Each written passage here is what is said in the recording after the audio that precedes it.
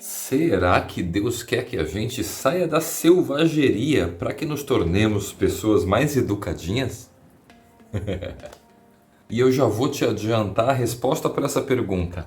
É claro que não, porque as pessoas de Deus nunca foram civilizadas. A gente pode começar com o exemplo de Abraão. Imagina um cara que estava dentro da casa do pai dele e então decide quebrar todos os ídolos da casa do pai dele, exceto um maior, né, a qual ele culpou por ter destruído os outros ídolos. Não bastando isso, depois que Abraão sai da casa da parentela dele, ele então se casa com Sara. Ele mente para a esposa dele dizendo que ia pegar o filho dele para fazer um sacrifício lá. Só que não contou para ela que o sacrifício seria do próprio filho dela. Quando a gente pensa na ascendência de Jesus, a gente encontra uma mulher chamada Raabe. Essa mulher era uma prostituta e ela então decide mentir para os guardas da cidade de Jericó para proteger os espias que Moisés tinha enviado para a cidade. Agora, para mim, o maior exemplo de selvageria dentre todos esses é o de Elias, aquele profeta que então confronta os profetas de Baal, perguntando se o Deus deles por acaso tinha ido para o banheiro porque o sacrifício que eles tinham oferecido não caía fogo dos céus.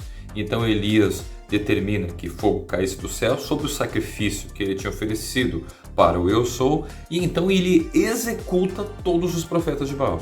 Isso sem falar nas afrontas que ele fazia contra o rei Acabe e a esposa Jezabel.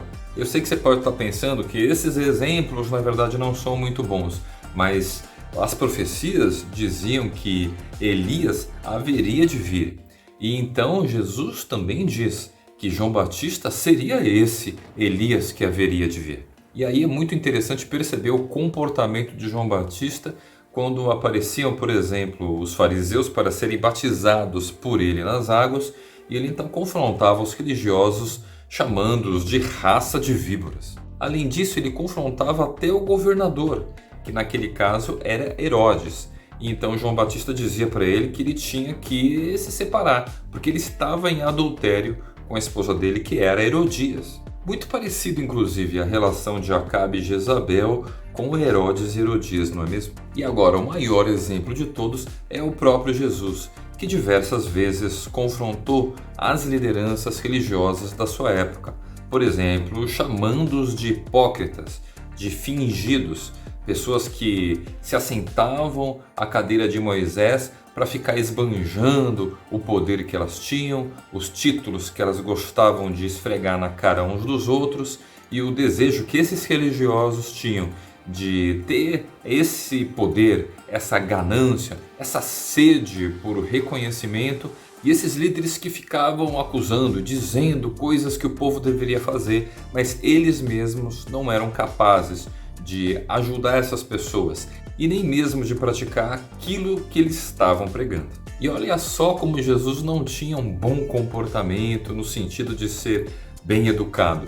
Quando ele entra no templo, naquela fase de Páscoa, em que ele vê os mercadores do templo vendendo um monte de coisas para as pessoas comprarem, porque estava chegando a época da Páscoa e elas ofereceriam sacrifícios e provavelmente compravam algumas coisas dentro do pátio do templo. Jesus então chega lá, prepara um chicote de cordas. Perceba que ele fez isso de maneira consciente. Jesus não tinha surtado. Ele planeja entrar no pátio do templo e virar todas as mesas daqueles cambistas. E você imagina a situação. Jesus entrando com um chicote de cordas na mão e então um monte de moedas espalhadas pelo chão e as pessoas desesperadas ali sem saber o que fazer. E Jesus então é interrogado pela liderança daquela época e pelos responsáveis do templo. E é nesse momento que Jesus então traz mais uma palavra de confronto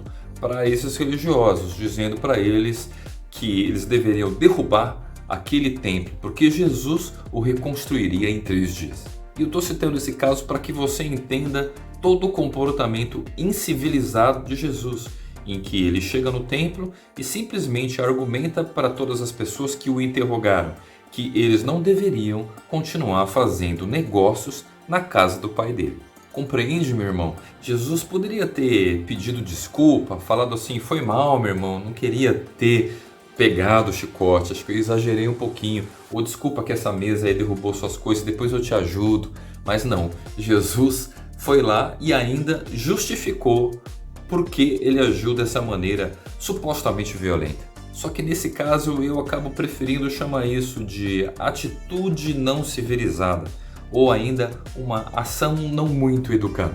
Então perceba com isso que as pessoas, de uma maneira geral, estão procurando alcançar uma identidade cultural, porque elas necessitam de serem reconhecidas pelo seu próximo, pelo coletivo, porque a identificação que elas têm com Deus não é suficiente.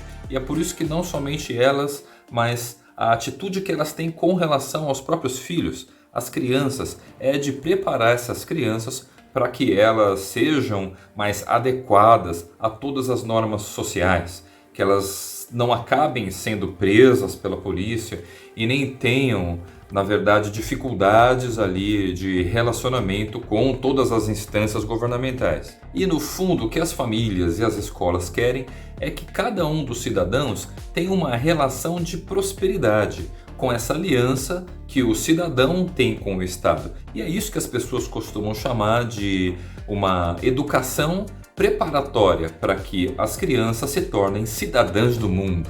Mas espera aí, meu irmão, como assim cidadão do mundo? Eu, quando nasci, me obrigaram a tirar uma certidão de nascimento, um RG. Eu nunca fiz, em nenhum momento da minha vida, aliança nenhuma com o Estado para que ele venha determinar que eu pertenço a ele como cidadão dele, que eu tenho uma nacionalidade porque eu declaro que o Estado, o Brasil é a minha nação, por exemplo.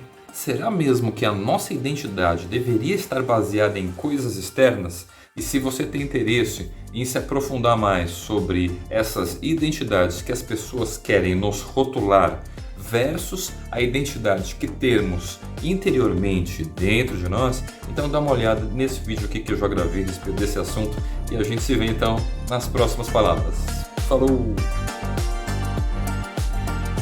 Se inscreva no canal e ative o sininho para receber as notificações dos próximos vídeos.